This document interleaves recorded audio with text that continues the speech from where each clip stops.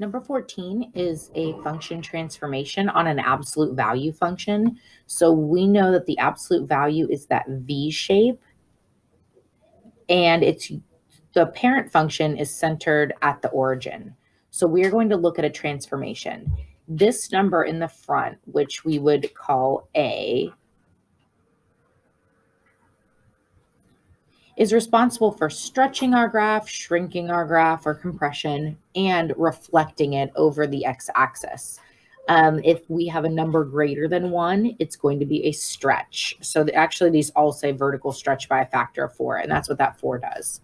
Okay, on the inside with the x is where we are opposite. So if we see a -3, it's actually moving to the right 3. So we know it's either C or D. And then a +2 is normal. K is up or down. It's positive, so it's up. So our answer is C. We can always go into Desmos and graph and compare those. So if we go into Desmos and we graph just the parent function of the absolute value, now we're going to graph y equals 4 times the absolute value of x minus 3 plus 2. And so we see it's vertically stretched, it's skinnier. We have moved over to the right and up. Okay, number 15. A ball is thrown upward with an initial velocity of 30 meters per second. The position of the ball over time is recorded in the table below. Which quadratic function models the data? And I think choice D is on the next page. Okay, so we're going to also use Desmos for this. And we are going to type in our table. So plus sign, add the table. And we are 0, 0, 125, 240, 345, 440, and 525. Okay, again, I'm going to zoom out so I can kind of see what's going on here. I see my ball goes up and it comes down. So I'm going to use my regression. Y1 is approximately AX1 squared plus BX1 plus C. I see that my A is -5, my B is 30, and this is scientific notation. So 10 to the -16th power means I'm going to move this decimal point 16 places to the left, making this basically 0.0000000000000, 16 zeros, and then 476. So it's 0. The C is 0. That's a very tiny number. Okay, so anyways, my A is -5, my B is 30. That's what I'm looking for. My A is -5, my B is 30. That's answer choice A. Right? Not both of them are negative. Let's double check that again, that it's not D.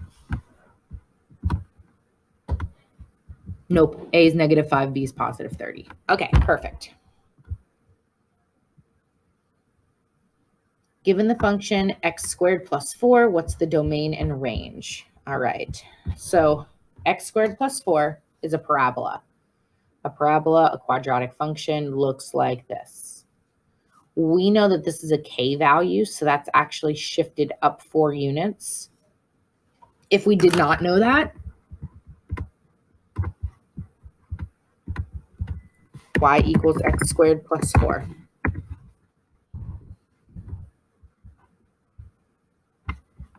Okay, domain of a quadratic is always all row numbers, which is -infinity to positive infinity, so it's not C. And my range, my minimum value is over here at 0, 4. My entire graph is above that minimum value. So I'm not -infinity to 4, that's down here. I'm not all row numbers because I don't go down here. I'm not -infinity to 4 because, again, that's down here. It's 4 to infinity, everything above 4. Okay, number 17 is asking for the domain and range of the function y is equal to half times x minus 8 squared plus 2. So I'm going to use Desmos to kind of see what that looks like, and then we'll talk about the transformations of it too. So 1/2 x minus 8 squared plus 2. So we know that that x minus 8 means I'm moving to the left, and the plus 2 means I'm moving up. The half is a compression, so it should be slightly wider than the normal x squared. Okay, so we're looking at the purple graph that moved up 2 units. So it's over 8, up 2, and it's a little bit wide. I drew it a bit wide, but that doesn't actually affect our domain and range, how wide it is. So we know our domain is all real numbers. There's lots of ways to write that. I'm just going to write all real numbers. Okay, range. Again, I'm facing up, so this is a minimum. So I am y is greater than or equal to 2.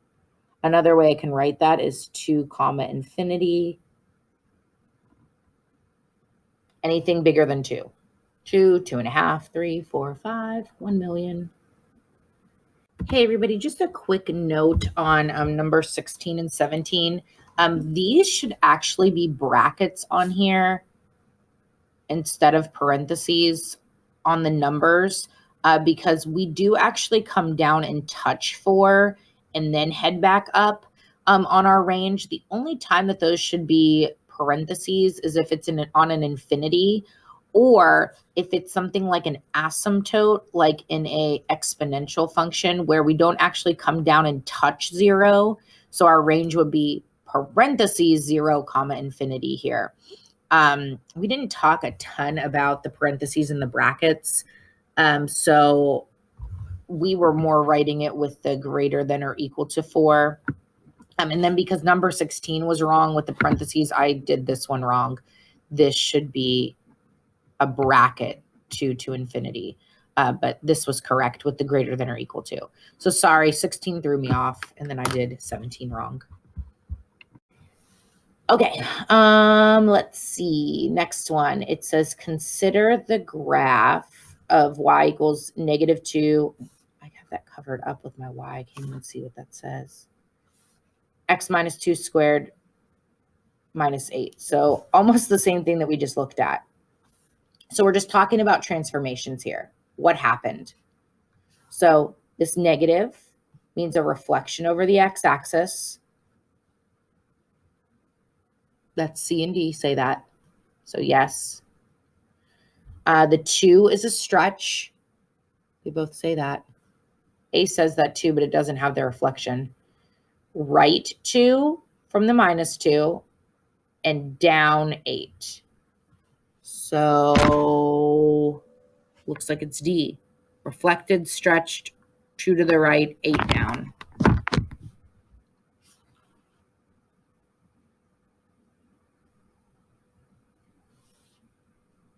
Oh, there's no question for number 19. Ooh. So let's just write it all out. So that would be a reflection, the negative. The +2 would mean left 2. The +5 means up 5. So what would that look like? The parent function's right here at the origin. Facing up, goes through the origin. We would reflect, so face down, move left 2, and move up 5.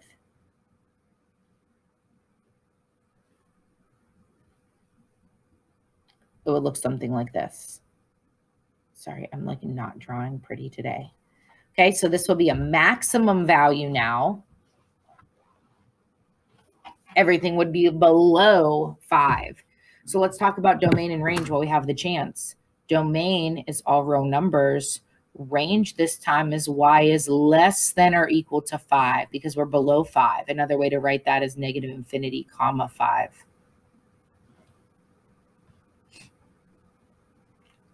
Okay, the graph of the quadratic function is shown. Find the domain, range, x-intercepts, y-intercepts, vertex, and axis of symmetry.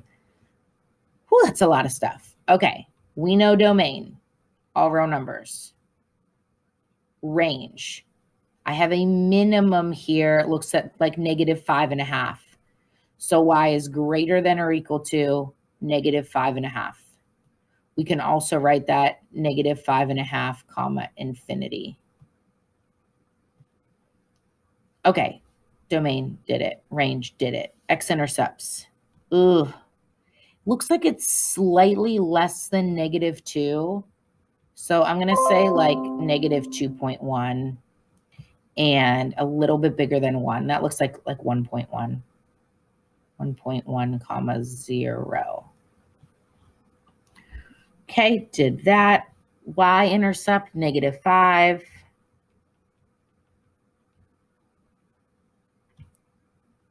Vertex looks like it's like -0.5, -5.5. Okay, last question, number 21. The graph models the height of an object launched above the ground over a period of time in seconds. Based on the graph, what is the time with the greatest height above the ground? The greatest height is here at 64, but it says what's the time? 2 seconds is going to give us the highest. And that's it.